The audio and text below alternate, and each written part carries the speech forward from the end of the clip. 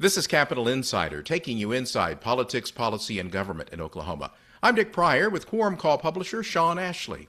Sean, it's barely April, and already Governor Kevin Stitt and Republican leaders in the Oklahoma House and Senate have produced a budget agreement. That normally does not happen until late April or even early May. How did this agreement come together so quickly? There were a few factors. Governor Kevin Stitt and Republican leaders have said, and stressed again Wednesday, it's a tight budget year, so that limited their options. You can see that in the results. The budget totals $12.8 billion, an increase of only 1.52%, or nearly $200 million over the current fiscal year's budget. It also appears legislators were already in agreement on a number of issues that had budget implications, such as launching a new program to improve public school students' literacy. And it seems Republican legislative leaders agreed with some of the proposals outlined by Governor Stitt in his State of the State speech in February, such as the $250 million in additional funding for the state's Medicaid program, rather than the nearly $500 million requested by the Oklahoma Health Care Authority. Lawmakers had several hundreds of millions of dollars less to appropriate this year than last year, but they say there are no across-the-board cuts, and various departments and programs received increases of some kind. So beyond what you just told us, what are the highlights? Well, first of all, budget writers had to move around a lot of money, well over $1 billion.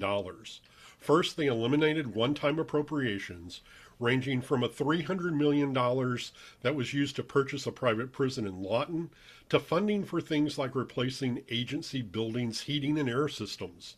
They will also take money from the Revenue Stabilization Fund, which helps smooth out declines in oil and tax revenues and corporate income tax collections, and they tap several agency revolving funds that had excess balances from taxes and fees.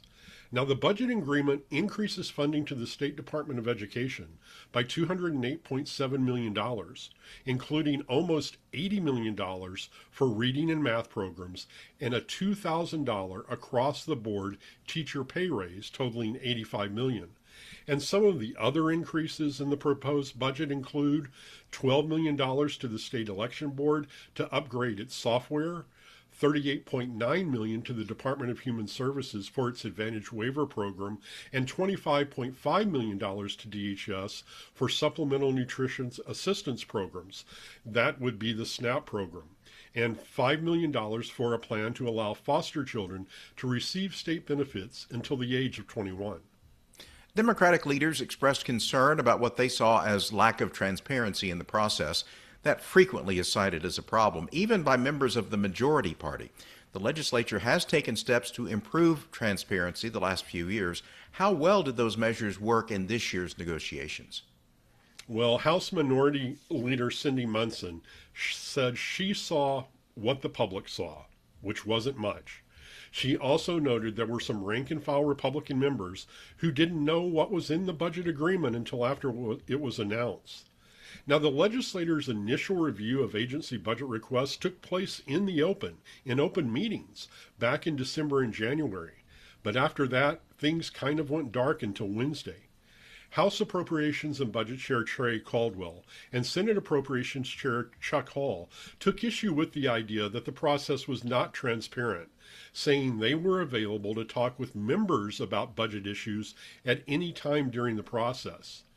But we know from 2024, when the governor, House, and Senate held open budget negotiations, that a lot of wheeling and dealing takes place in those discussions. So we're still trying to figure out what some of those deals were. We do know, for example, that the Senate agreed to hear Chairman Caldwell's two proposed state questions regarding the Tobacco Settlement Endowment Trust as part of the budget deal. With the early resolution of the budget, is there any indication the session will end early? It is, after all, an election year when lawmakers like to wrap up their business quickly so they can hit the campaign trail. You would think so, but House Speaker Kyle Hilbert and Senate President Pro Tem Lonnie Paxton said Thursday they're not planning to rush the end of the session.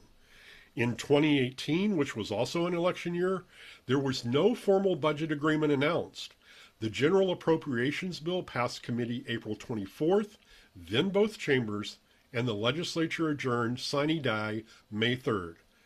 The general appropriations bill is expected to be taken up Monday by the Joint Committees on Appropriations and Budget. Thank you, Sean. You're very welcome. For more information, go to quorumcall.online. You can find video of Capitol Insider segments on the KGOU YouTube channel. Audio and transcripts are at kgou.org. And look for Capitol Insider where you get podcasts. Until next time, with Sean Ashley, I'm Dick Pryor.